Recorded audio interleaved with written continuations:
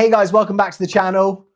It's an airsoft channel. None of this is real stuff. But basically, I am actually going to be doing the second part of me playing around with this Novritsch Anti-Fog Unit, the kind of X-Fog equivalent on my helmet. Now, what's really funny is I filmed the video of me unboxing it, giving my initial thoughts of it yesterday. Set it up to be released today. I woke up this morning and Jaeger Precision, who's another YouTube channel, go and check him out, who I got the inspiration to do or buy the actual Anti-Fog unit from Novritsch from. He said, hey, you should check this out. It's actually my favorite Novritsch product. It works really well. I then went and ordered it and I did the unboxing. He actually had posted this morning a video going over his helmet setup and why he runs the Novritsch unit. So if you want to see my inspiration for why I bought this, go and check out his channel because the video literally just went live. It might be 2 days ago because I've been recording this and I probably won't upload it for 2 days. But definitely go and check that out because from now watching that video, it's actually made me think that I need to rechange this setup. Now, if you didn't watch the video of me unboxing it, I went through it, compared it a bit to my X-Fog, like how quiet it was, how loud it was, etc. I then didn't actually do any of the install and then kind of looked on the Novritsch website to see if they could teach me how to install it. However, after that video, I went through and I did like a rough install, which is now kind of in place on here. So I'm going to talk that through, but then in this video, I'm actually going to improve it based on what I've just seen in Jaeger's video. I'm going to try and run these airlines in a different location. But what I did yesterday was last night is I installed this, which is the inlet valve for the air, which then lets it blow into these goggles. These goggles are really comfortable. Like I know he talked about it in his video, but I am actually a big fan of them. I haven't played in them yet, and I think that's going to be the deciding factor, but they are very, very comfortable to wear. So I'm hoping that if that's anything to go by and they work well, we'll be good with that. So basically what I did yesterday is I took that X-Fog or Anti-Fog unit, I ran it on the back of my helmet, and then I just took these airlines and I ran them underneath my helmet cover. Now this is, I'll go through this helmet because actually he did it in his video of what his helmet setup is, and I think that was really useful, or I found it really interesting. And actually some people, if you've watched that already, it might be kind of cool just to see a different setup of like how I set mine up and what I'm running on mine. And you know, it'd be kind of a cool comparison.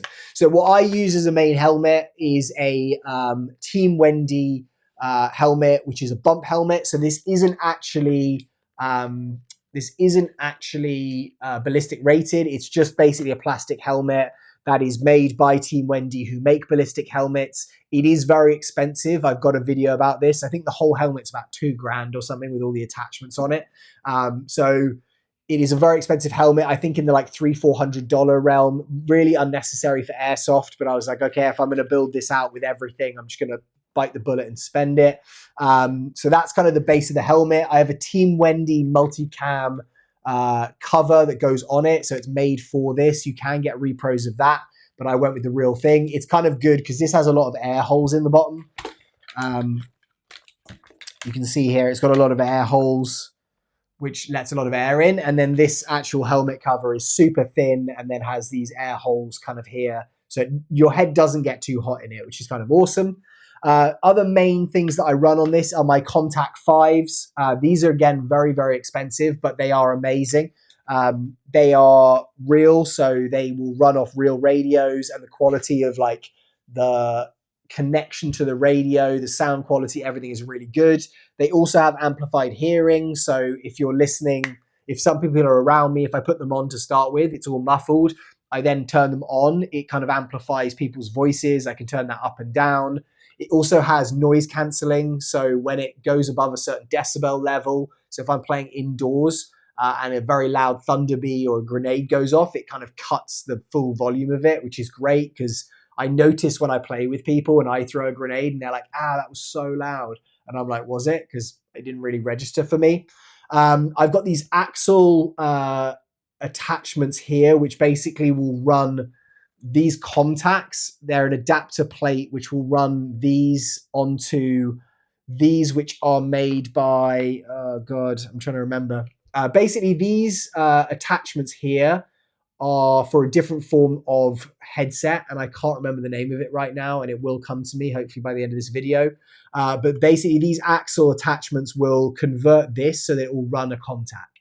And so these are expensive, these are expensive. What I really like is I can like pull the headset out the way. You can rotate it up and move it out the way if you want to, all the way back.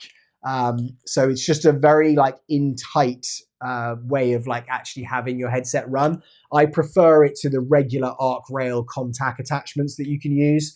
But again, they're expensive. AXL is the company that does the attachments there.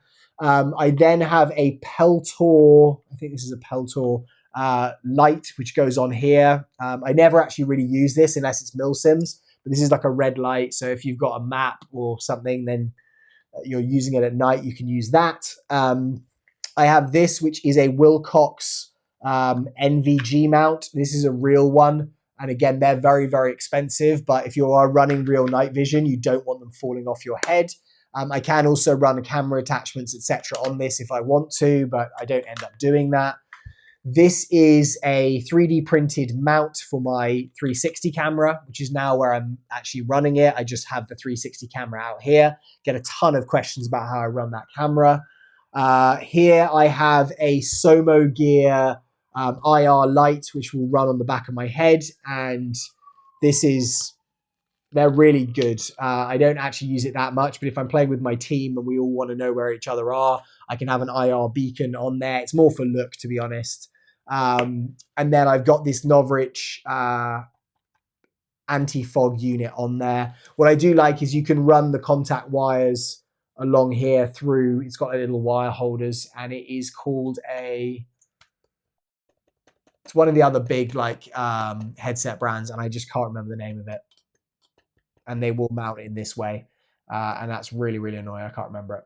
But anyway, what I'm going to do in this, guys, is I saw that Jaeger Precision, when he did it, he's actually run his wires completely differently. So I yesterday just tucked them up underneath the actual Team Wendy helmet cover, and then I've run them here. And that's fine, and it works. And did I show you? I'll show you quickly what that looks like when I put it on. It works, but I really like his setup a lot more. So I'm going to try in this video and basically run them the proper way. So as you can see here, I've got the actual goggles on. I just need to grab this magnetized piece. I pop it onto, where is it? Onto this, which is this is actually rotated because I was playing around with it just now. I pop it onto, well, this isn't a very good explanation. There we go. I pop it onto the top there where that is magnetized, and then I can just put my helmet on.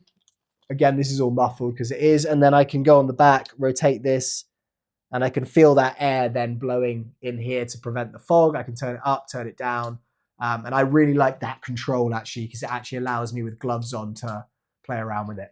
But he actually has run his wires internally around the inside of the helmet, and I think it's just a lot neater. It looks a lot better. It's probably going to get a lot less issues, and it won't have this kind of thing of it coming over the lip here. So I'm going to, in this video, try and basically run it like he has, and see if I can do that. We'll see if it comes good or not, but I'm hoping that I can get that done. Let me just do that there. Okay, so what I also noticed that I think he has, or he did, because I was thinking about it when I was setting it up yesterday. I was like, how can I actually do this? Because it is quite hard to work out a way to secure the tubes on the inside. It looked like what he's done is taken these, which are these like cable management little wires, cable management little straps. And what I didn't notice until I saw his video is that you actually on the inside of these helmets have that micro Velcro which will stick to here. So that will basically, and it's going to depend on what helmet you have, but that's how I attach my Team Wendy helmet cover on there.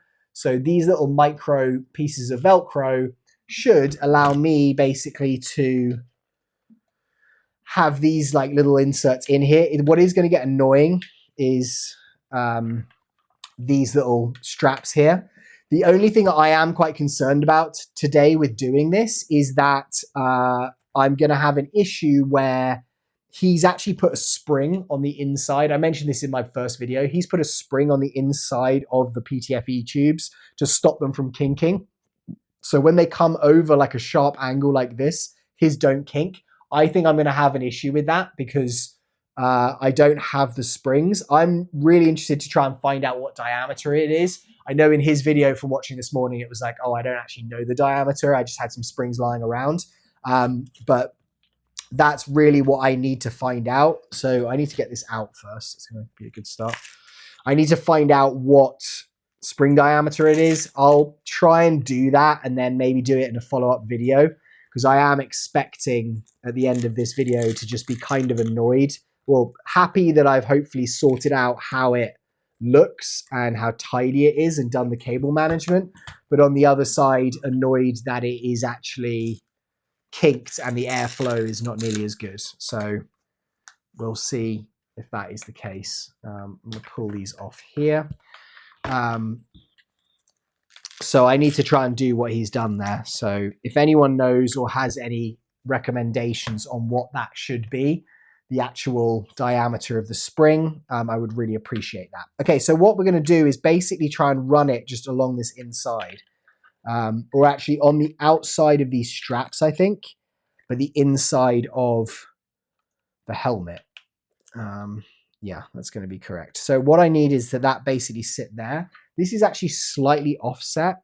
So it's actually slightly there. I just messed up a little bit when I was putting it in yesterday. It's quite hard to get it straight. Another thing that he mentioned, which I'd actually already done, but from watching another video, but he was like, you need to glue it.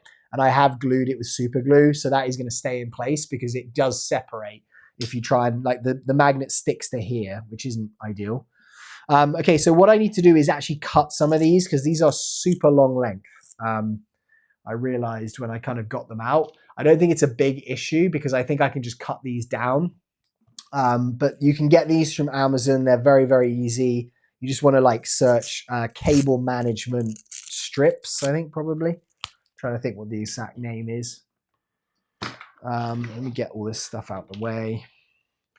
We're going to basically try and I'm going to secure it in place here first at the front, and then we're going to slowly work our way around to the back. I'm hoping I've got enough actual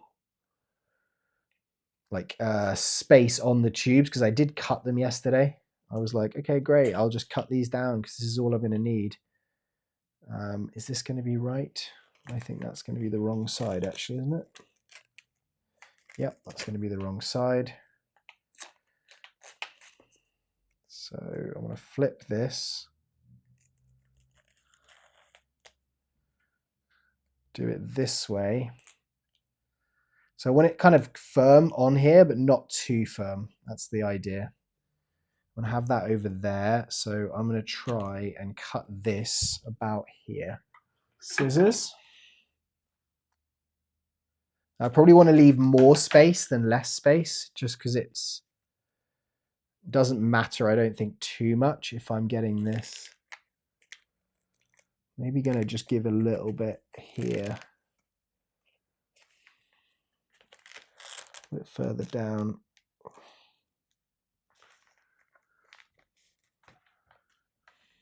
I think that's pretty good.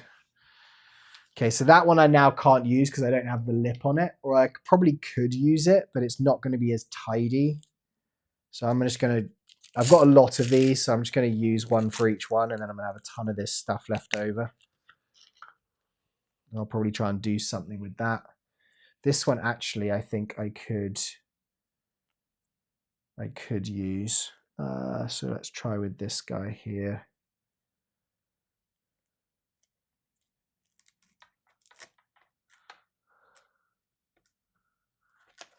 To just make this the other way around. It's going to take some tinkering as well, I think, just like reorienting it to make sure it's in the right spot. I think that's pretty good. Maybe I'm going to go with that there.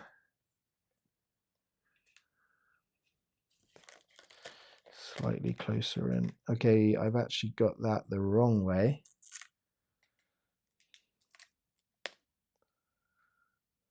So I want this going this way, yeah, okay. Okay, so I'm going to go slightly on the inside of here. But I should hopefully, you know what, I think I'm going to put them slightly wider than that. I should hopefully be able to just kind of like tinker and adjust with these as soon as I've kind of got them. That's just on the outside of that pad. So I'm going to go just on the outside of that pad. And then hopefully that will compress in place. And that's looking pretty good. Then that's got some movement there. And then it keeps it tucked away. Next, I'm going to go with one just on the inside of here, maybe. Yeah, I'll go with one there. So let's go with this. I need to learn which way we're going. I'm going to go that way.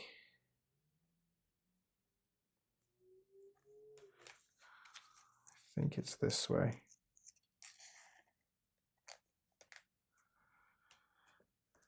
Yeah, that should be right. Okay, so we're going to go with that. We're going to tighten this up. Then going to go just the other side, just here. We'll cut this. Hoping these don't fray as well, because that would be really annoying.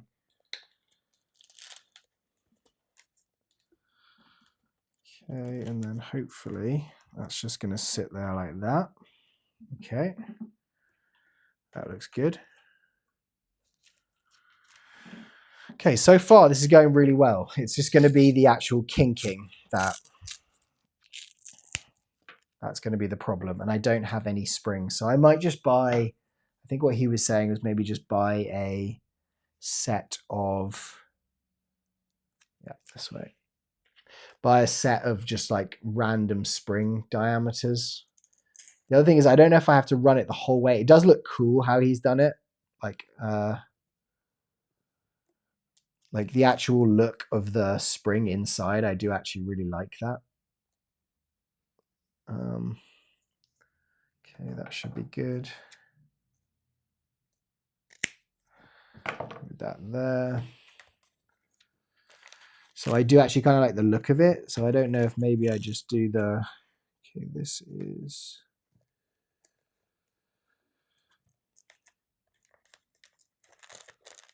basically there that he's put that.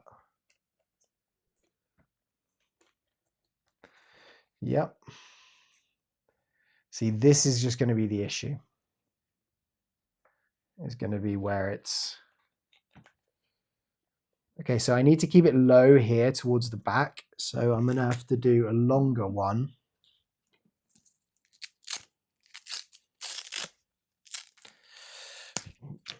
I can't believe I didn't think of this before with these dual pieces. Okay, so that's going to go there. I can actually just thread these on like this as well, can't I?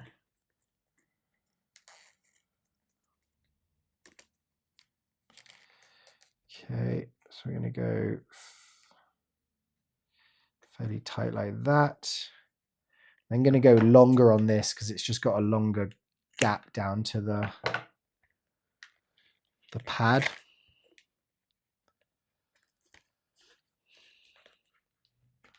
Okay, that's good. That feels pretty good.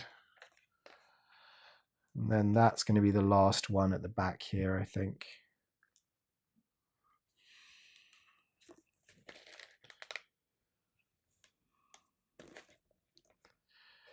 I kind of need that tighter, and I don't know whether I just try and get it further. Maybe like that. Yeah, okay, that's a bit better. Okay, and then another one. Sorry if this is a bit boring to watch, guys. Although weirdly, like a lot of the more boring ones where it just takes me a long time to do something, people seem to like them. Like I get a lot of comments, people being like, hey, I like this like longer style where I see you struggle doing stuff, because it just makes me feel like I'm not the only one. And I think it's quite like therapeutic. People just put it on in the background. That's what they're saying. So hopefully it's not too dull. Okay, so we're going to go here with this one. Again, go along with this. This is going down the gap between these two.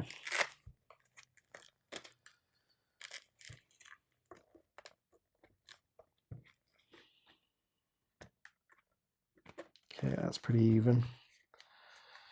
Okay, now I'm trying to think if there's a way of like crossing them over almost.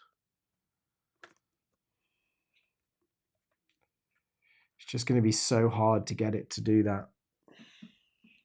I think it's maybe like wrap it with gaffer tape and then it keeps the like outside open.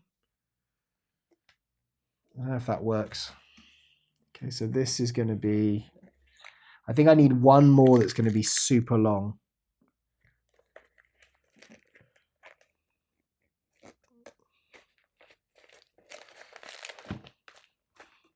Otherwise, I just kind of have it going from there.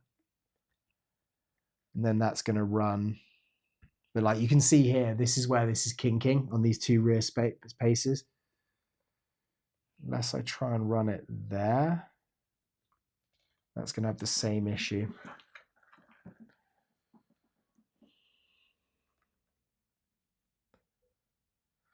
Yeah, any way I do this, it's going to kink.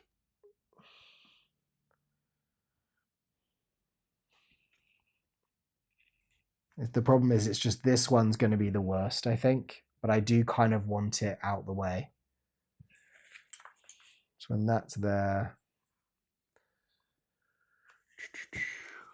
What I used to do on the other one is I actually ran it through these back loops, which kind of kept it down further. But I don't think that's going to help at all. But I also don't want to cut them too short and then have them.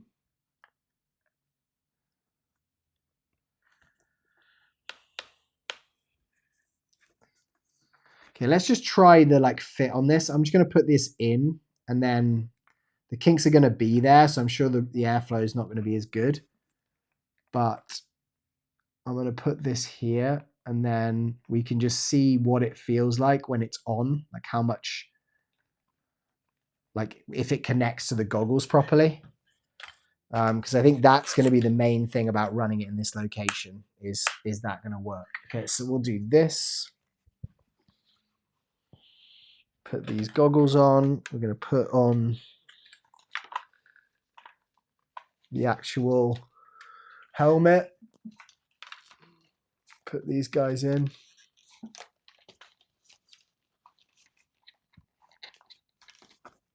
And then here is the magnetic connector. And that just sits there. So is that connecting? Yeah, that's sitting there. But I have kinking here. And I've got no airflow or very little airflow coming through, it feels like. So here we've got kinking. So I think I need to move these further over, because it just feels like that is kinking right there. So I'm going to move this just further down.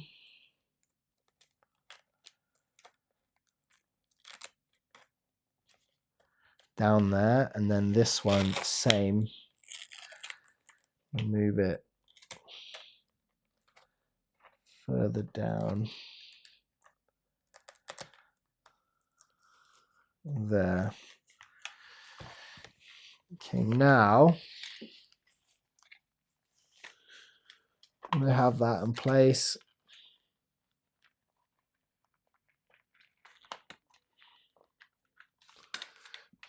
This guy comes down and it's still, maybe that's just where the wire is too long. but it is kinking there again. I'm going to need to do what he's done, and I need to get these springs.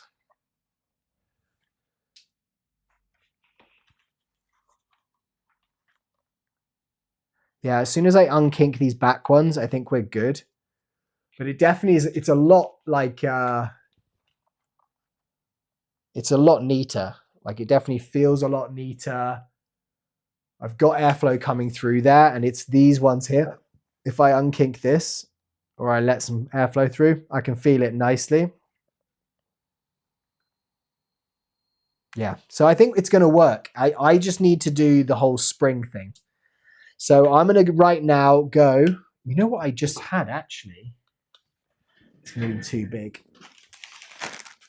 I just did a video which was this, what do you call it? A video which is the WeTech, and they gave me this spring, and I was like, oh, maybe that spring will just fit there. I also have AEG springs here, or a recoil spring, but that's going to be too thick.